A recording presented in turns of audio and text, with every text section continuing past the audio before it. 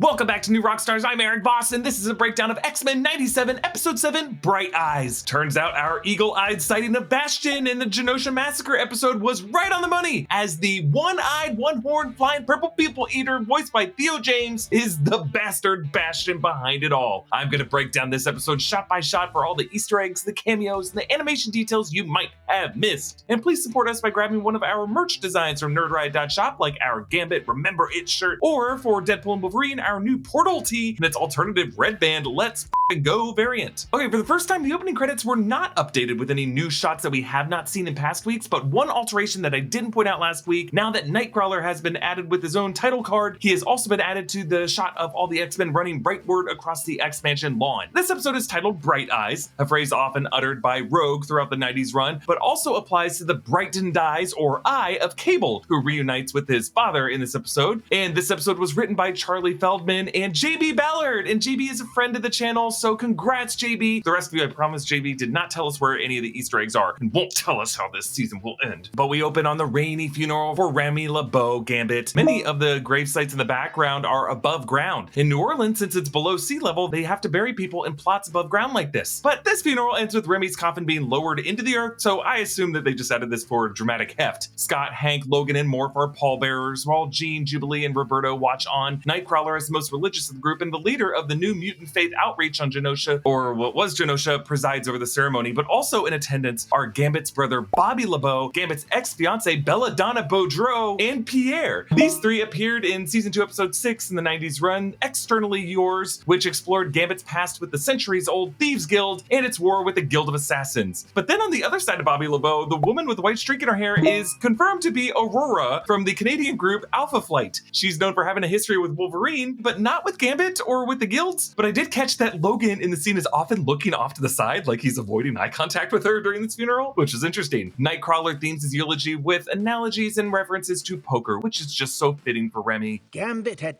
endless faith in potential, yet he seemed so blind to his. Such were the cards, he'd say. I think he was bluffing. And he ends with this. Every gambler has a tell. Modesty was Gambit's. And it's just so sad to see Nightcrawler wipe away a tear in the rain. Rogue flies through the desert meanwhile, past a few Joshua trees, which only grow in the southwestern United States and in northern Mexico, confined mostly to the Mojave Desert. But this base is called Fort Ballard, which obviously episode co-writer JB just named after himself. Good for you, JB. Rogue slams into the space, where the military does not wait long before taking fire.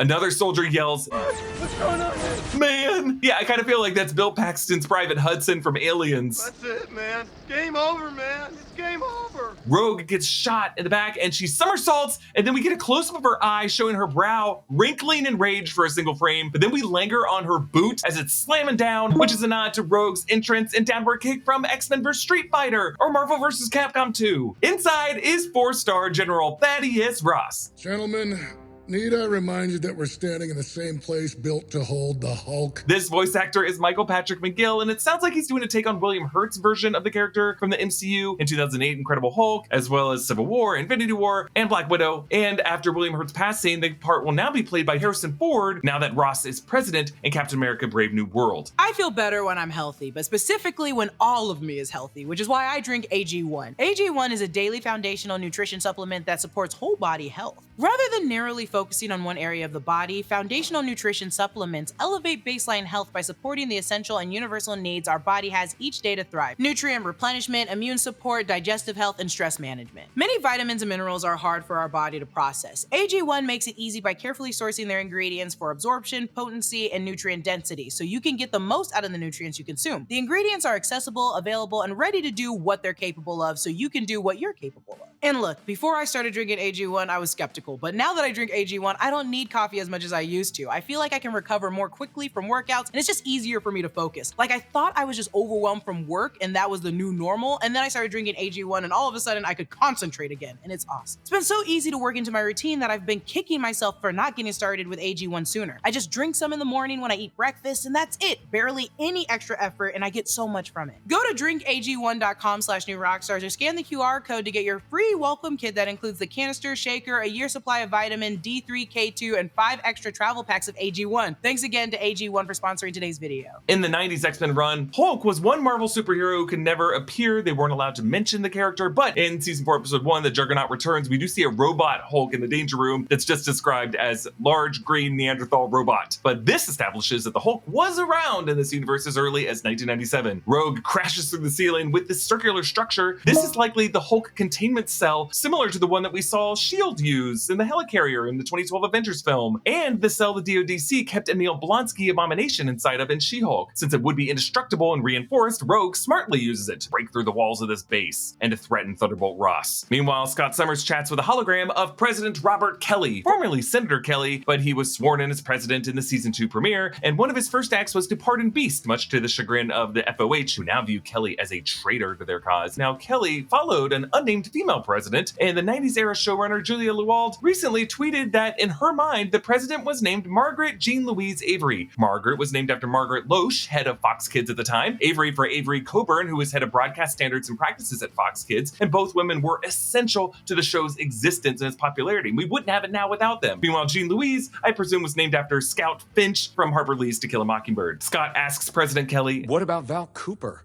Rescuers still haven't located her." Aha! I knew we couldn't trust Cooper!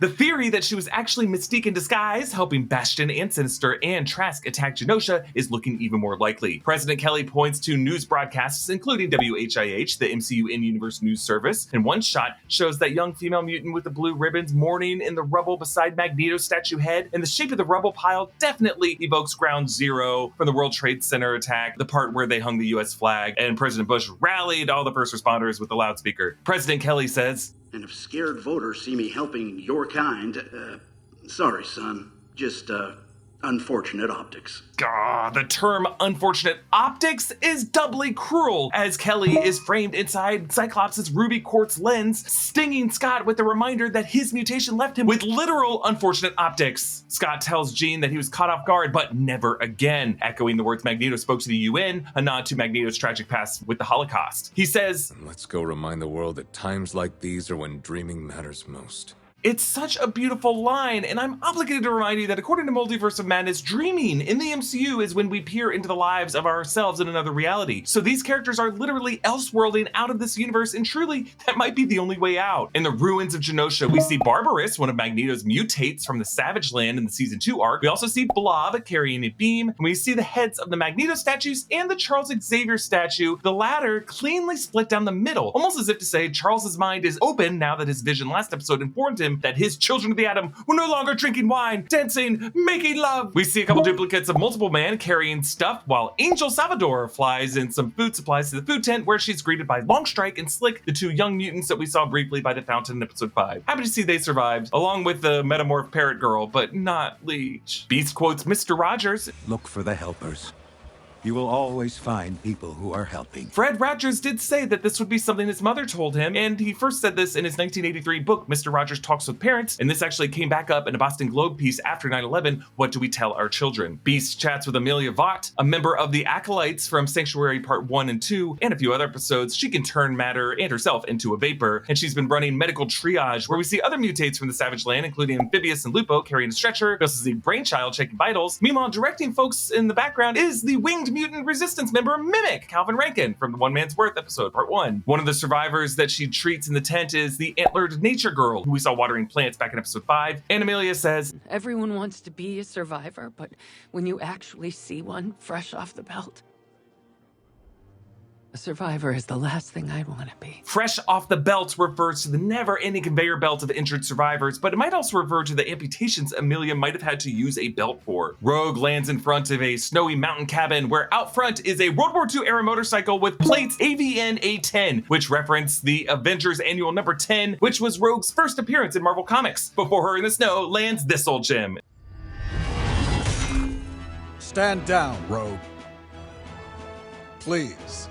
Captain Friggin' America! Cap showed up during the 90s run, a brief cameo on screen in the Red Dawn episode, and then in a World War II flashback with Wolverine in Season 5, Episode 7, Old Soldiers. This is the first time we've seen him in the modern era, and he's voiced by Josh Keaton, who also voices Steve Rogers in What If, and recently voiced Agent Spider in Invincible Season 2. I love how they kept the hum of the vibranium shield, and the music seems inspired at least by the Captain America the First Avenger theme. It's hard to tell if it's just the shading, but it looks like Cap's shield might have some scratches or wearing across the center of it, which could have come from fights with Black Panther, who has vibranium claws, or with Wolverine, who has adamantium claws. Cap takes Rogue down into this government base beneath the cabin that he accesses by dialing the radio to a specific frequency. A really interesting detail that comes back later this episode. But down below, this tech looks similar to early Cold War era designs, similar to the tech that Steve and Natasha find beneath Camp Lehigh in Captain America the Winter Soldier, where Arnim Zola's AI was left in the computer servers. Rogue finds on these circular screens the letters OZT, which stand for Operation Zero Tolerance. This is the anti-mutant organization led by Bastion in the comics from 1997. So again, we spotted Bastion in the foreground of the Genosha Gala in episode 5, and in episode 4, he appeared on the edge of a photo with Forge and Dr. Gottfried Adler, who was a disguise in Mystique. So that means Bastion has been here the whole time. Now, Bo DeMeo confirmed that Bastion has actually been making sightings in every episode this season except episode 3, and he's been kind enough to confirm it in this Twitter thread of people who have gone back to find them, so we're gonna show them all here. In episode 1, it was when Jean, aka Madeline at the time, reads Gyrich's mind, and she briefly sees a shot of a child drawing with a purple Nightcrawler crayon, which is Bastion's color, and DeMeo confirmed that this was the sighting. This would be from Bastion's youth, when he came through the future portal as an amnesiac human who was raised in this false childhood by Rose Gilberti. In episode 2, Bastion is sitting in plain sight with the world leaders of the UN right beside Val Cooper. So confirmed that Val Cooper is part of this conspiracy, and we even saw her wearing Bastion's colors when she came out of that helicopter in episode 1. Now, episodes 4 and 5, we already mentioned those, and then episode 6, DeMeo said was a, quote, sorta cameo, and I assume it was that shot of Nimrod and Master Mold added to the opening credits, or maybe when Professor X's globe burst into purple flame in the astral plane. Bastion is a combination of Nimrod, who's an advanced sentinel from the future, who appeared in the time travel arcs in the 90s series, and Master Mold, the giant sentinel printing machine, when we actually see the moment that they merge in the opening titles of this episode and last episode. These final 3 episodes of the season are an arc called Tolerance is Extinction, words that Henry Gyrich spoke back in episode 1, but now we know the endgame of this season, a combination of the 1997 Operation Zero Tolerance storyline with Bastion and the 2001 E is for Extinction storyline of Cassandra Nova. Remember, President Kelly mentioned a successor, less kind to mutants, and I think the final 3 episodes will see the presidential campaign of Graydon Creed from the Operation Zero Tolerance storyline. Following the attack on Genosha that Bastion himself staged with Ballard Trask, we're pretty sure now, and using operatives like Val Cooper, who might be Mystique, Bastion has created this narrative where mutants are victimized so that when, hey, Graydon Creed might get assassinated, society's just gonna blame mutants for retaliation, and most likely Rogue because she's crazy right now, and Bastion's OZT will surge in popularity, justifying his use of Prime Sentinels and Sentinel nanobots to turn humans into Sentinels the way Trask was in this episode. The fact that Bastion via Nimrod comes from the future and has already been planting seeds throughout history is gonna make him particularly difficult to eradicate. Cap refuses to quick strike with Rogue because he has colors he's gotta represent, but she gets petty. You won't be needing this. What the Richard? She frisbees his shield so far it formed a little Pokemon Team Rocket blasted off again, Twinkle, in the mountainside. It's such a Biff move. Oh, you want it back? Go get it!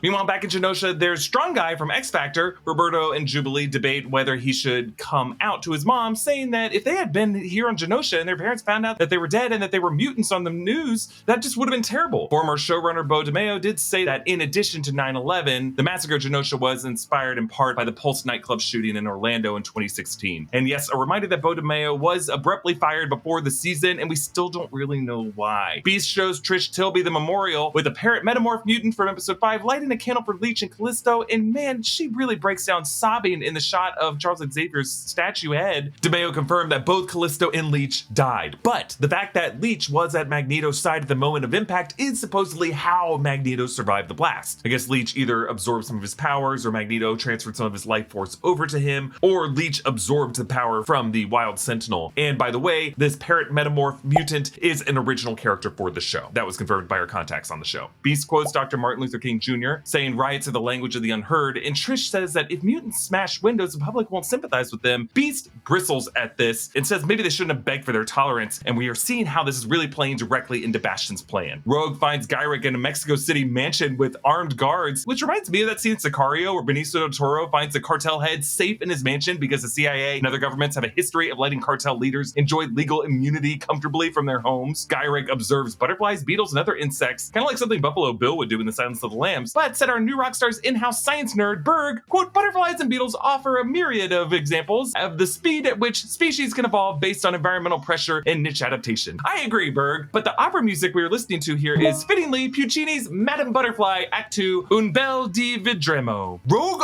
absorbs his life energy, nearly bringing him to death, and notice how in this moment it gives her a brief vision of Bastion, followed by a vision of Nimrod. And then one of the butterflies in the broken jar lightly flaps its broken wings, and I think this represents Magneto, an experiment test subject, thought to be dead but actually clinging to life. It ends with Rogue blacking out, and the next time we see her, Nightcrawler finds her in an alley. We did confirm that there was a deleted sequence that would have shown Rogue's mental breakdown while she was connected with Gyrich's brain that then would have led to her crashing into this alley, but we just don't see it in this episode, and we just have to assume that she just blacked out. Meanwhile, Jean back in Genosha has psychic visions of Dazzler's final moments, followed by rubble falling on Emma Frost and Sebastian Shaw. We also see Squid Boy crushed in his tuxedo, but finally we get an answer to why Madeline saw rats back in episode 5. It's the rats scurrying through the rubble looking for corpses to feast on. Good lord. Jean says, so many futures lost.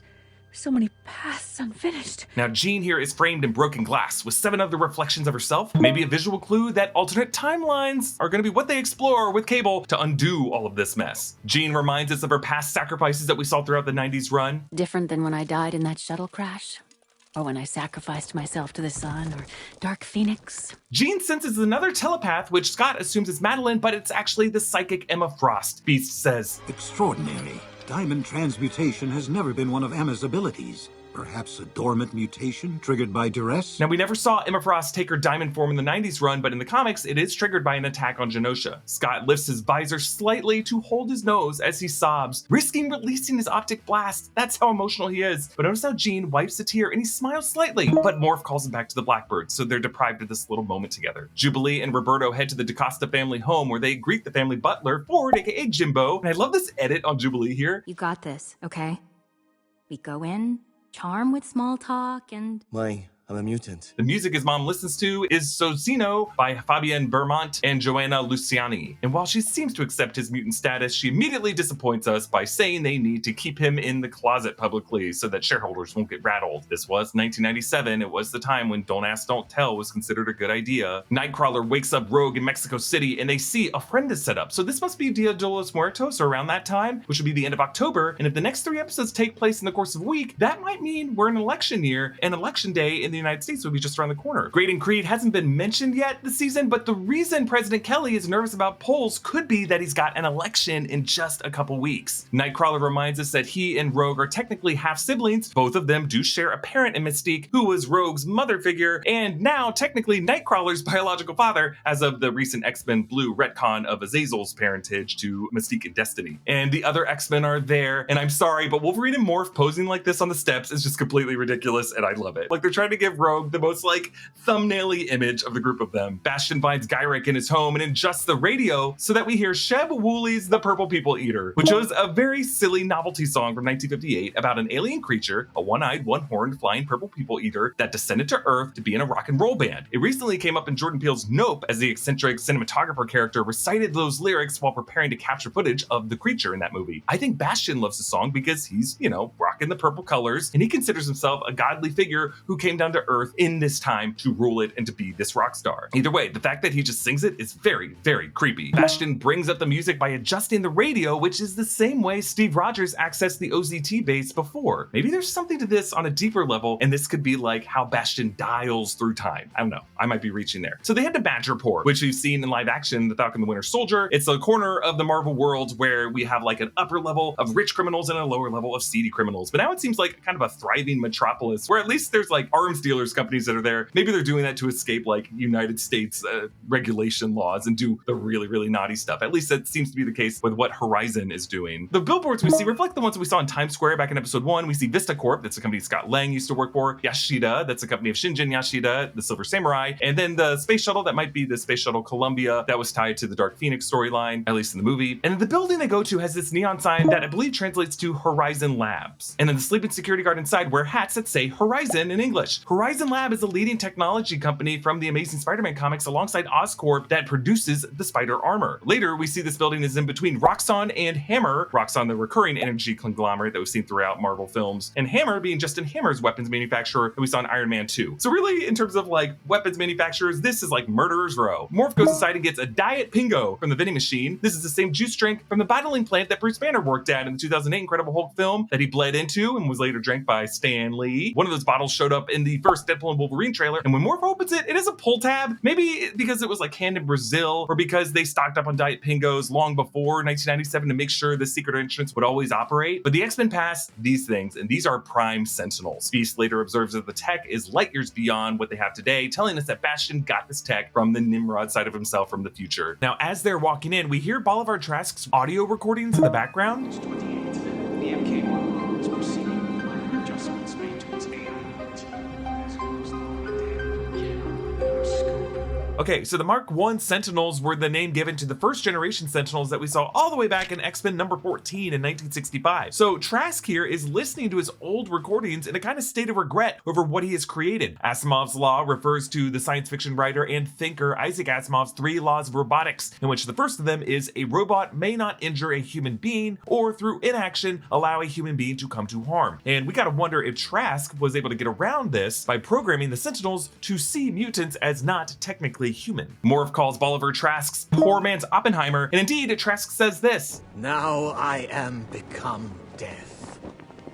And if you saw Christopher Nolan's Oppenheimer, you know the origin of this quote. This came from J. Robert Oppenheimer and Gene Tatlock reading the Bhagavad Gita and quoting Shiva, and this passage always haunted Oppenheimer after he led the Manhattan Project to invent the atomic bomb. Trask feels the same way about Sentinel tech, like he was just trying to do what he thought was right, but it was also, you know, something he knew would get blood on his hands. But what really freaked him out was the future that it would lead to. And Rogue savagely drops Bolivar Trask, planning to murder him, and I like how Wolverine reacts, very in character for him, retracting his claws and admitting they all wanted to do it. But Trask floats back up and wallops Rogue, causing this explosion, revealing that he has become an android human sentinel. And we don't see them, but I'm pretty sure he has been infected with what are called nano sentinels, aka Sentinites, which is what Cassandra Nova uses in the comics. This is after her Master Mold 3-headed wild sentinel kaiju that attacks Genosha. They later find out that she had also discovered at Master Mold these little nanites and secretly released them into the air, and that whenever her blood was spilt on one of the X-Men, they would be infected into these anti-mutant weapons. But they aren't discovered until after this by Beast and new X-Men 119. This series seems to be reassigning everything that Cassandra Nova did to the character of Bastion. Bastion is himself an android made of Nimrod future tech and of Master Mold, and Trask was his first step in turning a weak human into a sentinel android using these nano sentinels. And I'll get to later how this connects with Cable, because I think it really does all lock into place here. Robo Trask is what I'm calling him now. He levels the floor and Rogue's unconscious body rolls and is caught in a blink and you'll miss it bamf by Nightcrawler. He wraps his tail around her. I love that. As they fall, there are more signs. Stark Industries, Oklahoma, which was an off-brand version of Coke from an Iron Man comic, the Takasta family company sign, and a billboard reading a grand return to the stage, which I'm betting was an ad for Dazzler's tour. Jean telekinetically tosses the top half of the Horizon building into the bay, and whoa, those Prime Sentinels in those upper floors are loose now. The X-Men go up against Robo Trask, and Morph turns into Quicksilver, zipping around him, and the punches have no effect. But DeMeo said that Morph can gain people's mutant abilities so long as they're physical, so, you know, Morph couldn't morph into Jean Grey or Charles and then gain their telepathy in addition to that. So Robo Trask nearly kills Scott, but Scott is saved by an electromagnetic cluster grenade from his son Cable. And I like how we see piece by piece every weird part of him before we see his face, because that's how Scott would look at him. Be like, wait, bionic arm, wait, utility belt, hold on, I know those eyes. And Jean's telepathy gets triggered. All along,